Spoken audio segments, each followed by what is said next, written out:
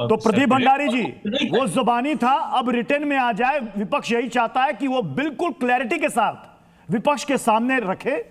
नहीं तो क्या सरकार विपक्ष को ये भी एश्योरेंस देगी कि जेरी मेंडरिंग जो है वो किस तरह से की जाएगी, जेरी मेंडरिंग किस तरह से की जाएगी? प्रदीप भंडारी जी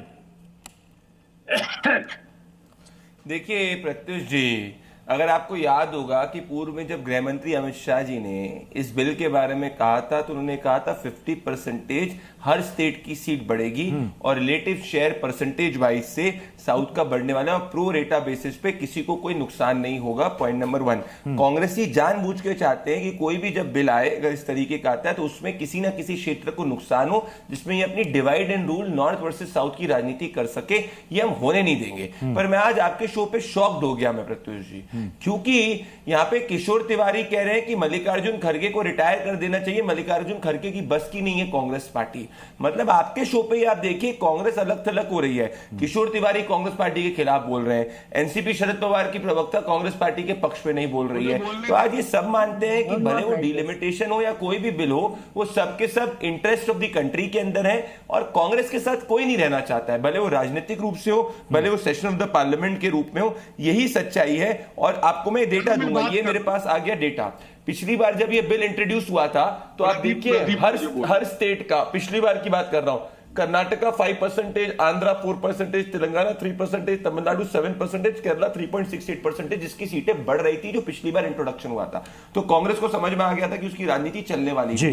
तो अब सब दल डाल चुके हैं कि कांग्रेस की मंशा इस देश को पीछे करने की है। तो भले वो एनसीपी शरद पवार हो, भले वो जाकर कोई भी दूसरी पार्टी हो, सबकी सब पार्टी ये मान रही है कि कांग्रेस से दूर रहो अगर अपना राजनीतिक भविष्य बचाना चाहते हो। ठीक है, साइना एनसी भी हमारे साथ इस वक्त जुड़ चुकी है शिवसेना शिंदे से।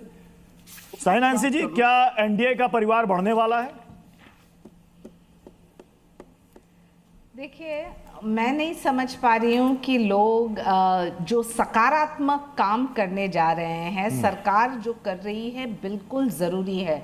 आज आप पूरे देश भर में डेमोग्राफिक्स को देखिए, रिप्रेजेंटेशन को देखिए, कितना स्कूड है। थोड़े कंस्टिट्यूंसीज इतने बड़े हैं, पॉपुलेशन कम है, थोड़े इतने विपरीत है। तो कहीं ना कहीं हमें देखना है कि जो हमारे शेड्यूल कास्ट, शेड्यूल ट्राइब को भी रिप्रेजेंटेशन मिल रहे हैं, जो महिलाओं को भी मौका मिल रहा है, जो 50% हर जगह बढ़ रहा है। आप महाराष्ट्र का उदाहरण लीजिए तो हम 48 सीट्स हैं अभी, जो हमारे 24 इसके ऊपर हो तो किसी को कोई दिक्कत भी नहीं होना चाहिए, क्योंकि उनके सीट्स उनके तरफ और जो बढ़ रहे हैं उसमें हमें भी एक मौका मिल रहा है। कितने साल हम रुकेंगे?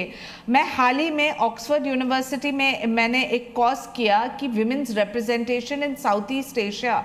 इतना अफसोस होता है जब पता चलता है कि भारत में 13 से 14% है पार्लियामेंट में, 9% भी नहीं है असेंबलीज में।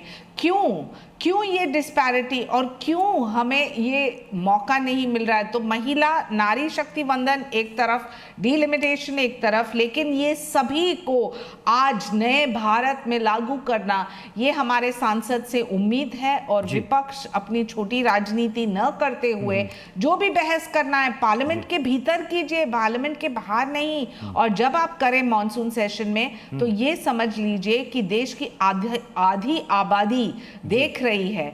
एसआईआर को लेके इनको आपत्ति, जब जो लोग का देहांत हुआ क्या उनको लिस्ट से नहीं निकाले? जो नए जेनजी के वोटर्स हैं उनको इंक्लूड नहीं करें?